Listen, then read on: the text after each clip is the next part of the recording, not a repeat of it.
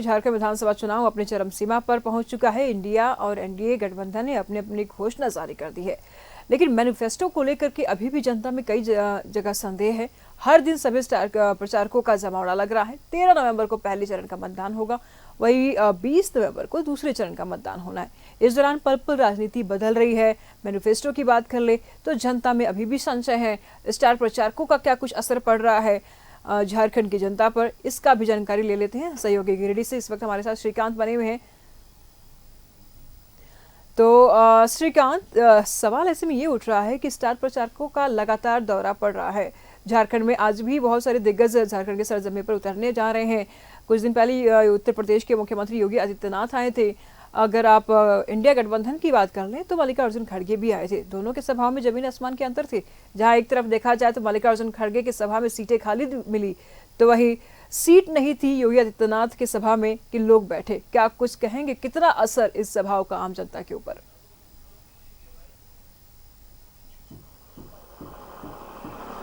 देखिए, निश्चित तौर से आपने सही कहा है कि चुनाव का वक्त जो है वो वक्त होता है जनता से लोक लुभावन वादों को पेश करने का, और किस तरीके से जैसे एक सजावट के तौर पर थाली परोस जाती है, उस तरीके से मैनिफेस्टो जो है किसी भी दल का वो चेहरा होता है, और उसी चेहरे की बदौलत कोई भी राजनीतिक दल जनता के बीच मैदान में जाते हैं और किस तरीके से वादा करते हैं कि वो आने वाले समय में जनता के लिए किन किन मुद्दों पर वो कार्य करेंगे और चुनावी मुद्दे उनके क्या हैं। इन सब के बीच में लगातार स्टार प्रचारकों का कैंपेनिंग दौरा जारी है। आपने जैसा कि कहा, योगी आदित्यनाथ की जो सभा हुई थी कोडरमा में, निश्चित तौर से एक बड़ी जो पब्लिक थी, बड़ी भीड़ थी, वो मौजूद रही थी वहाँ पे, क्योंकि योगी आदित्यनाथ फायर ब्रांड के नेता माने जाते हैं। उनको सुनने के लिए लोग पहुँचते हैं और भीड़ उनके भाषणों को सुनने के लिए चली आती है। साथ ही साथ मैं आपको बता दूं कि जिस तरीके से कहा आपने इंडिया अलायंस से कांग्रेस, तो इंडिया अलायंस में अभी तक जो मोर्चा है वो सिर्फ झारखंड मुक्ति मोर्चा नहीं संभाल के रखा है।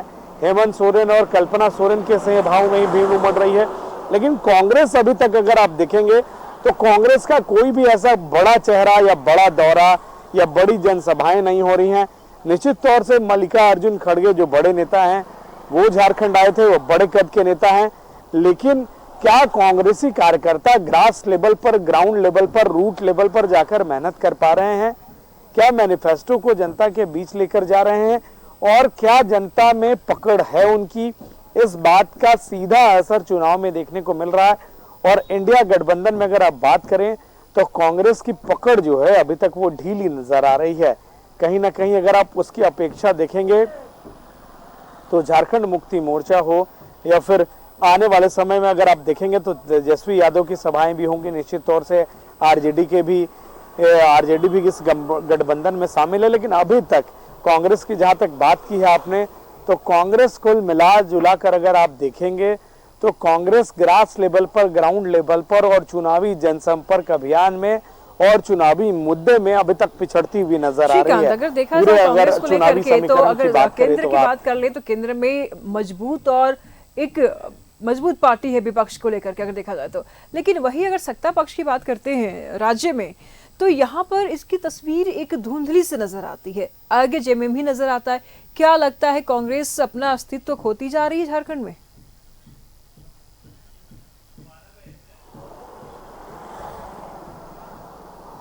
देखिए, अस्तित्व, मैनिफेस्टो, मुद्दों के बीच में लगातार ये बात रहता है कि आप अपने कार्यकर्ताओं को किस लेवल पर एक्टिव करते हैं, संगठन आपका किस लेवल पर एक्टिव है।